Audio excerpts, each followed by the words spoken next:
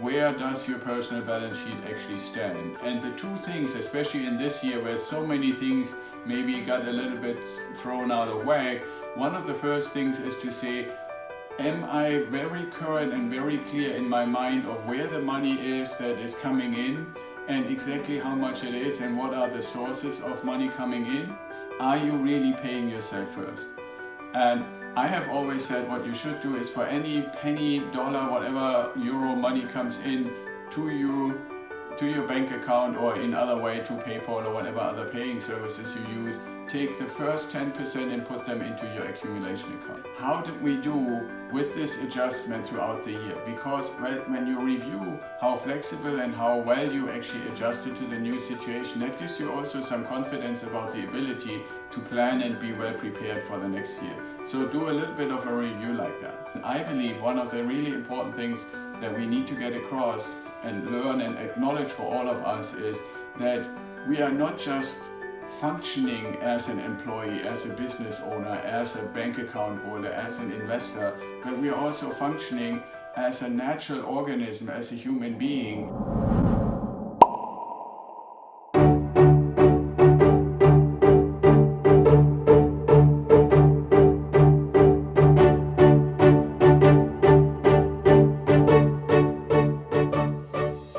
Hello and welcome to the IWG YouTube channel. My name is Axel Meyerhöfer and I'm going to be your host for today's episode on the channel. So we have gone through a pretty crazy year this year, and a lot of things that nobody really had anticipated have come up, and everybody is coping with it in a different way and is trying to basically figuring out how this new reality is actually going to work. So what I thought for today's episode is to basically recognize now we are in the month of December and actually might want to kind of look back a little bit, but also look forward and say, okay, what are the things that are still important to be addressed this year, this last month of the year? And I put together 10 things that I think are really important to address, to kind of pay attention to and to think about and then take action for this last month. And the first one is, and we always suggest to do this very early on when we actually get in a relationship with anybody for mentoring, to helping you to apply our out-of-state turnkey strategy and figuring out how much money can we really invest, how much money have we saved, where is money coming and going. So I call this the personal balance sheet. And so the first thing on our list for today is, where does your personal balance sheet actually stand? And the two things, especially in this year where so many things maybe got a little bit thrown out of whack, one of the first things is to say, am I very current and very clear in my mind of where the money is that is coming in and exactly how much it is and what are the sources of money coming in? Especially if you applied for all kinds of different programs. You may have been furloughed, you may have gone for PPP, you may have gone for an EIDL loan, you may have received money from the CARES Act, these $1,200 payments per person and stuff like that. So student loans, there's a lot of different things that may have changed that you normally in a normal year would never really have to address. So take a look at what is the kind of money that comes in and where does it come from, and then on the other side of the balance sheet would be to say, okay, where is it going? Right? What are we actually having as expenses? Where is it going? What do we pay for? And you also in the same context want to really looking forward into next year, ask yourself, is everything on the list of the things that we're paying for really necessary? Is it something that we're using? I, for example, for myself, found this year at some point that we have Amazon Prime for our TV, we had Hulu as an account, we had Netflix as an account, and then we're also watching YouTube. So I looked at this and I looked at what are we really doing every day and throughout the week and stuff, and came to the conclusion, you know what? We're not really watching that much TV. It makes no sense to have like 3 or 4 different options, and we limited it down to one, which saves us a little money, and that goes into our accumulation account where we accumulate money that we ultimately want to use for our investments. And that in turn helps us to make more investments and get to more passive income and reach our economic independence goals sooner. So that's number one. The second thing is in the context of taxes. I mentioned there are all these different programs, and I don't want to be a CPA for next year to have to figure out how all these things actually figure into taxes. But one thing that is a really important thing, more importantly even if you are a small business owner or a business owner of any kind, or if you are a freelancer, but even if you are an employee in a company, it's important. I always say you should have 3 or 4 meetings with your tax preparer, tax bookkeeper, excuse me, or CPA. Why do you want to have 3 or 4 meetings? Well, the first meeting in the year would be to set up how are we planning for the year based on what we talked about last year. Then if you do 3, somewhere in the middle of the year, you want to kind of have a check-in and say, okay, how is it actually going? And do we need to make any adjustments to our plan? And then towards the end of the year, and right now is the time, are there any things that we should still do now that we know how most of the year has gone that will positively impact our tax stuff? Right? Is there still an investment that makes sense? Is there still an expense? Like for example, when it comes to expenses, it might make sense to say, I know I need to buy a new laptop, or I need to buy a new printer, I need to buy whatever piece of equipment that you need. And if you know this already and it's kind of imminent, then your CPA can tell you, okay, is it more prudent for me to do it in 2020, or can I wait until next year and then have that expense help me next year? So if you haven't already, I recommend have a meeting, can be a Zoom meeting or something like that, with somebody who is working on your taxes to say what things can I still do that would benefit my tax return for 2020. So then the third thing is review, if you don't have like a binder or folder or whatever, what kind of things have you already applied for? Did you apply for PPP? Did you apply for any kind of COVID relief? Did you apply for any kind of forbearance in your car loans or credit card loans or any kind of mortgages or stuff like that? And if not, then that's one thing to recognize. The other thing is a couple of these programs are still having available eligibility, meaning like it's not yet too late to actually apply. And a lot of them reach into next year. Some expire at the end of the year, so you definitely, if you're eligible, have to apply before the end of the year. But some are also reaching like into like the 1st of April next year. And there will be probably a whole bunch, at least that's my prediction, that the new government that comes in January might actually decide to extend. Maybe not for the whole year, but for a few extra months. But it's always easier when you're already in a program and you're already participating in a program, and then it gets extended and that applies to you, than waiting if there will be a new program maybe next year. So I recommend, if there is any of these programs that can benefit you financially, find out if you're eligible and then apply before the year is out. So the next thing is, and I've been preaching this forever and ever, but you want to go back to this first part about the balance sheet and check in that context, are you really paying yourself first? And I have always said what you should do is for any penny, dollar, whatever euro money comes in to you, to your bank account or in other way to PayPal or whatever other paying services you use, take the first 10% and put them into your accumulation account. Now, you can automate this, and if you do, then great, then just confirm that it actually works. If you haven't automated it and you told yourself, you know what, I'm going to do this on my own, and I also want to have the flexibility to each and every time make sure that I really want to do it, and maybe every so often I can actually do 15% or 20%, or something comes in that I totally didn't expect and I put 100% in my accumulation account. The thing about it is there might be cases where you wanted to do it and didn't. And for those you want to go back and see what can you still do to fill up your accumulation account for those times when you didn't pay yourself first. And then again, in the same context, like with the taxes, I would also like to recommend that you, for as many things as possible, automate that 10% move from like a checking account into your accumulation account. So check this out, check how good you have been for yourself, because this is for you and your family, building this accumulation, this amount that you can then use for investments. So the other thing, and probably one of the biggest things in the context of our daily work and daily life, besides all this kind of virus stuff, is really work from home or working in a different way.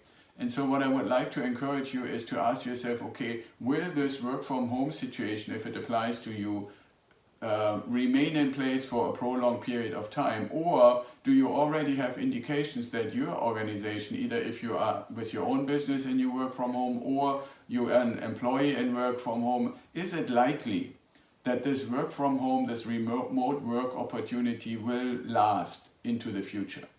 And I know this is probably pretty hard to do, but you can always ask, like, is this something that is most likely going to be in place, or would I be eligible to continue to do this, especially if you like it? The reason I bring this up is not so much for the work and are you more efficient, less efficient and so forth. That might be something for another video. But the reason I bring it up is you also, as soon as you can say, it looks like I like it and I want to keep it, or my employer might actually like it and allow me to keep it, you might, as a second step, ask yourself, okay, what's the impact to my cost of living? If you find yourself living in an area where you have been in the past struggling to make the rent or pay the mortgage, or real estate is really expensive, or purchasing stuff just like food and stuff is really expensive, or other things that are comparatively expensive, you might want to ask yourself, is there an opportunity to say, I could live somewhere else? And that doesn't mean, move 1,000 miles away. But a friend of mine just basically told me yesterday on a call that we had that she and her family moved, and they moved about 100 miles. So if she ever really had, on an infrequent basis, have to come back and be in the office and have some major meetings or stuff like that, it's still doable, maybe a little painful, but doable. So she didn't move that far away. But that a little more than 100 miles meant that the prices for real estate and a lot of other things are 30 to 40% cheaper. And so that makes a huge difference, especially since your income doesn't change, right? So the quality of life and the cost of living is massively going down for her. So something like that, check if that is an option for you. Now the other thing is, you want to kind of do a little bit of a review and say, okay, where did I start in January or December, January last year? And what were my expectations for 2020? How did those expectations actually change in March, April, when this whole epidemic stuff came up? And how did we do with this adjustment throughout the year? Because when you review how flexible and how well you actually adjusted to the new situation, that gives you also some confidence about the ability to plan and be well prepared for the next year. So do a little bit of a review like that. Now, in the context, I've always been preaching, and you've seen this in our mindset manual, our ebooks, and all our materials and stuff that's out there, is that we are oftentimes talking about a BHAG, the big, hairy, audacious goal. And so with a lot of those changes that have been going on, a lot of people also had time to reflect a little bit on how do I want to see my life going in the future, how long do I want to still do certain things and no longer do certain things and so forth. And so, as I just said, review the year as a year, encapsulate it, I would also ask you to take a look and say, okay, have all or any of these changes really impacted my big, hairy, audacious goal, my vision, where do I want to go? If, let's say, you said a couple of years ago, I want to reach my economic independence point where I no longer have to exchange time for money in 6 years from now, by, I don't know, let's say at the time that would have made it 2025. Well, a lot of things have happened now. You might say, I want to reach this sooner. Or you say, okay, the reality has changed. I have to admit it's going to take longer. So take a look at what have all the things that have gone on through 2020 done, and how have they impacted your big, hairy, audacious goal. And by the way, there's nothing wrong if you come to the conclusion, no, my vision, my big goal is still the same. Timing is still the same. What I want to achieve is still the same. I might actually get there earlier, but the goal itself is still the same. So that's fine. It doesn't have to change. You just want to make sure it didn't. All right, then number 9 is think about all the stuff that we learned, whether we wanted to or not, about how these external things like a pandemic impact us, impact our families, impact us. And I believe one of the really important things that we need to get across and learn and acknowledge for all of us is that we are not just functioning as an employee, as a business owner, as a bank account holder, as an investor, but we are also functioning as a natural organism, as a human being, and the way and how well we function has a huge impact on these external factors. So my plea for you is, if you haven't already made significant changes to become more healthy, to adjust your nutrition, to think about how do I get vitamins, how do I eat healthy, how do I avoid the things, especially when you're now closer to your refrigerator all day long than you normally are, and to the cupboards with some of the stuff in there that you may know that you shouldn't have, but you have them anyway. So I really think it's very, very important to ask yourself, how can I strengthen my organism, my immune system, my defenses, especially in an environment where what we have been experiencing this year is probably, based on what most people say, still going to be a significant factor and around next year.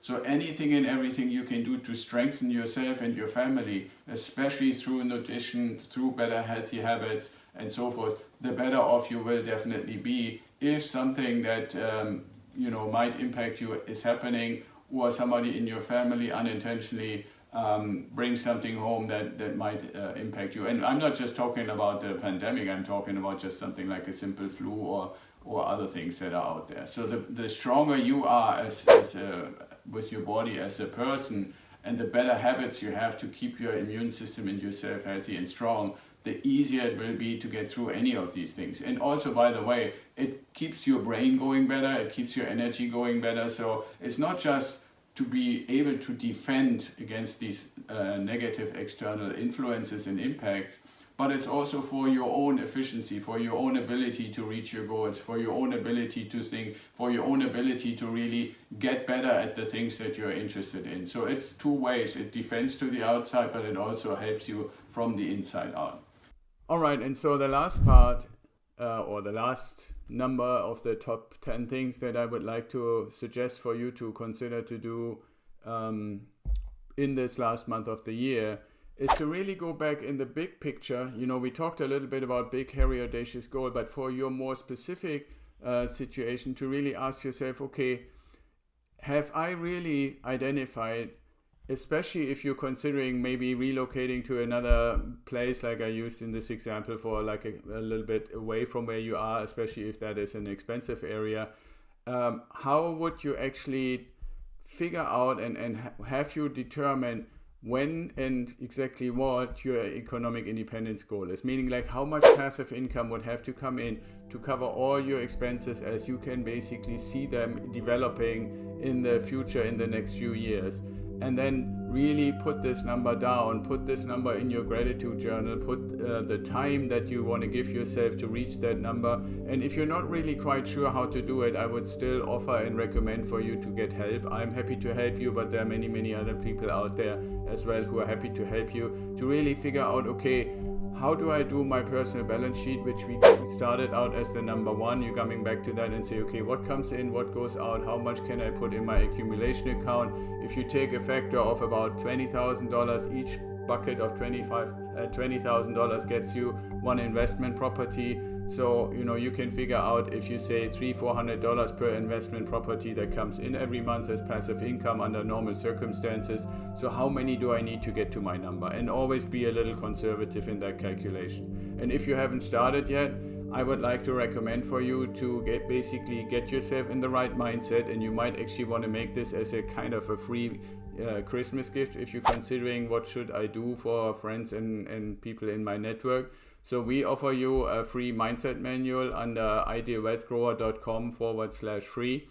And you can download that, and then on this YouTube channel you can actually see an 8-part video series that goes with it. So you can make a nice little gift card for somebody and say, hey, here's the link to download the mindset manual, and here's the link to the YouTube videos, 8-part series that goes with it. It's almost like a little course, and that is helping you to really get in the right mindset. And then you can use any of our other materials or get in touch with us to help you out to actually get all these things moving so that you can reach your economic independence sooner rather than later.